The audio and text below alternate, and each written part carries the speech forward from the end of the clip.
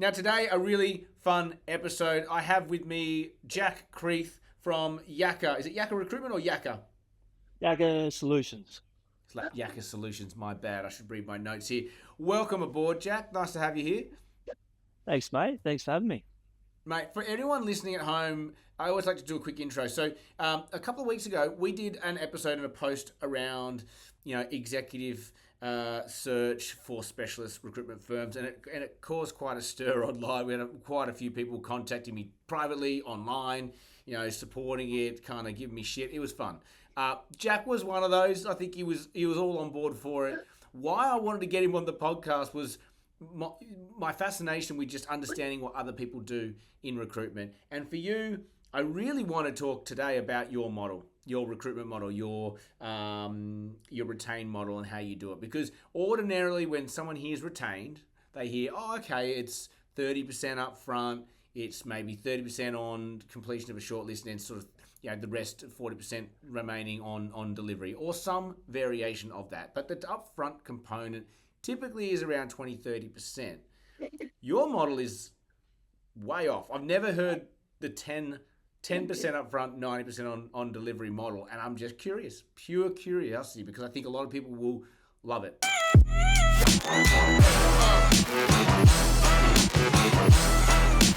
So let's just get stuck into it.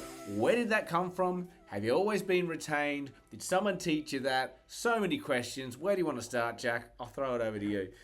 Yeah, Brett, I was one of your Yay supporters on that post. There was a few Thank in you. there too, so don't worry about that. For us, we've in our business, Yakka Solutions has been going for just over 3 years. When I first kicked it off as a perm only business, I'd never done permanent recruitment. I'd always been contract and temp, so that was new to me. The wording contingent retain, that was all really new to me. I just kind of followed along the terms that we were given. When we set up our business, we're actually one of the first ones to do it through Recruiter back in the day. Mm. I kind of got taught that 70% of your pipeline, what you've built up, will naturally fall through. So the leftover 30% is what you're forecasting each month. And I ran with it, but it just didn't make enough sense to me. So probably 18 months into business, a webinar that just sparked my interest to think there's a different way to do this. Obviously try to pitch retain, but when people tell you to pitch retain and you don't actually know what it means, you don't understand it, I don't think it holds any value. And I got to the point where I said to one client that had been working with us we might have done 8 or 9 placements with them at the time, and I said to him for this next one, I said, oh, by the way, we've actually changed the way we do our business terms. I'm going to charge you 10% of the estimated fee up front, and I'll charge you the remaining 90% the day the candidate starts. And they went, yeah, no worries, Jack, yeah, flick it through. And then I was like, well, that was easier than I thought. So continued on that path. And then there was some that we're still operating with that we'd already been doing and just left as it was. And then even ones at businesses that came back to us, they're like, for me to say, hey, actually, this is how we operate now. They were like, they thought there's a lot more value to this. This guy actually knows what he's doing now. And for us, I think the big thing it took out, Brett, was just the gambling of contingent recruitment, which is all good fun, maybe when you're a junior consultant, but when you're, it's your business, you and your wife's business, and you've got mouths to feed, it's just not a model that I believe in anymore. That's amazing. So I love how conscious it was. How did you land on 10%? Like, where did that come from? I'd only ever heard retain being like the split into the thirds, and I think 30% of a big fee up front was just naturally didn't feel comfortable with me. Probably would have tried 20 and 80. I just didn't think of it. So I just got the 10 and 90. And for a large fee for us is, anywhere from 10 to 30 grand. So if it was either $1,000 up front or 2.5, 3 grand, like it wasn't much. And it was never enough of a fee for any kickback, like the guys that you say, can you pay it within 7 days? Yep, not a drama. They knew we were fully engaged on it. For them, it took out, I guess, the part of, are we going to fill this role? And from day one, that first role, I said, we've got a 100% fill rate when we use this model. And I can continue to say that because it has been the case every time, because we just continue to work on it until we fill it. And I haven't even got to the point where it's been like, it's been exclusive with you for 4 or 6 weeks. Our clients, they're fully on board that if it takes a bit longer, it takes a bit longer. It's not a race. So that's Yeah, kind of right. where we got to, Brett. So it's a bit made up, to be honest. I like it. I like it. Business before and after this 10%, 90% split sort of retained model have you seen a difference in terms of revenues and Yeah. profits?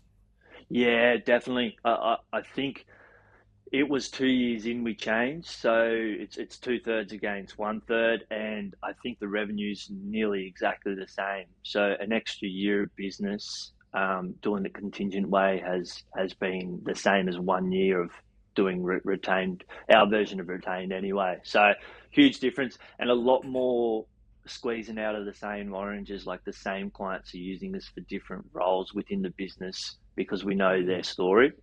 And that's kind of where I got to with it. It's we know your story in the market already. If the role's a little bit different, that's okay. We know how to sell your business. We might need some assistance with some of the technical skills. That's not our strong point with some really off-center roles, but we'll still be able to get you a good culture fit, and you guys will help with the rest. Are you 100% retained now? I filled a role last week that was for a retained role, and then they threw a throwaway comment in there to say, "Oh, by the way, if you know a project coordinator, we'd love to have a look." And I had someone in the back of my mind, and they signed a contract. Besides that kind of market, kind of method, or a really really specific reverse market, it's all retained. Okay, interesting. Yeah. Have you had to go? So you've got obviously some great clients who like you. You're clearly delivering, and they're easy to pitch these sort of things to. Are there new clients that have popped up that you've said, "Hey, look, this is how I operate. Here are my terms," and I'd love to understand what their feedback was, good, bad, the other. Yeah, it's probably steered business away as well, but at the same time, it's probably steered the business away that I would have got excited about for 2 months, thinking about, well, what about this fee at the end, and never come Mm, off, because mm, naturally, that's what I kept finding in contingent recruitment happening was anytime it got a little bit exciting, it was like, I reckon it's like a bit like gambling, contingent recruitment. You get excited and think this could come off, mm. and at the last moment, there's always a hurdle. It's the candidate or the client that goes shut. And in this way, there is no way the client is ghosting you Mm. because they've spent the money with you. That's how it's worked for us. Absolutely. I mean, we all know the benefits of contingent. That 10%, it's enough to still be a filter. I always say that the retained model is not just securing good work; it's actually the filter for shit work, right? Because if Yeah, they're not serious, or they're not going to invest, or they're not going to lock in with you properly, there. And I think that's where the 10% for me is really interesting, because it's not a big amount, as you say. Like it is a token amount. It's just yeah, enough to go sign these terms. Let's just get off on the right foot together. That's it. And if you fuck me yeah. around and something happens, well, I'll keep it. But no one, like, it's not really a win for you. It's not really a loss for them. But it is just No, enough, that's right? right. I Yeah, like and that. yeah, like you said, it's not a loss for them. They're not losing a huge amount of money if it doesn't work out. But that little filtering process has eliminated those kind of companies that we choose to work with. Has it crossed your mind to try and dial up the percentage now that you've proven to yourself that the retained model works, or are you quite in love with the 10%? And no, I'd be more inclined to up our percentage of the total salary, which we've done with a few clients. Like just Mm. from anywhere kind of in construction for us, it's anywhere from 12 to 15%, and just to try and get most to kind of that higher end, I feel like there's really good value for the business we do. So keep it at 10%, but the overall fee dial up. You're thinking. Yeah, Do you know yeah, what? Look, a lot of people are listening to this podcast because they want to learn, and a huge hurdle people have around retained is landing the money up front. There's an inherent feeling inside of them that, oh, who am I to ask? Or I'm nervous asking for money up front for something I haven't delivered yet. It's just a mindset switch. What I get out of what you've told me is that it's almost the confidence feeds the confidence. You know, you go, oh, you know what? I'm going to ask for a 10% amount. You know, we're going to deliver it. Oh, and we did our first one, so now we're 100% successful. And then that feeds the next success, and so on and so on. And maybe that's a great learning for someone here who's thinking, I'd love to do more retained, but I don't even know where to start. Maybe you start at like 10%.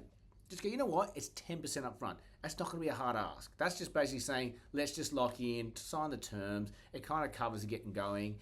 It might be a great place for any recruiter to start, because it sounds like it worked really well for you. Yeah, it's probably a good starting point. And then also for me, I don't really want to change percentages because I don't. Our kind of model isn't as much on a short list. You know, there's plenty of times where we'll get to the end of our search and we'll only present one candidate. We know they're the right person. We know enough about the business that 90% still feels like a big fee to me. So if I'm still working really hard to get that remaining amount, I like the feeling of that still. Yeah, I'm with you. Remind me, so are you still doing blue collar?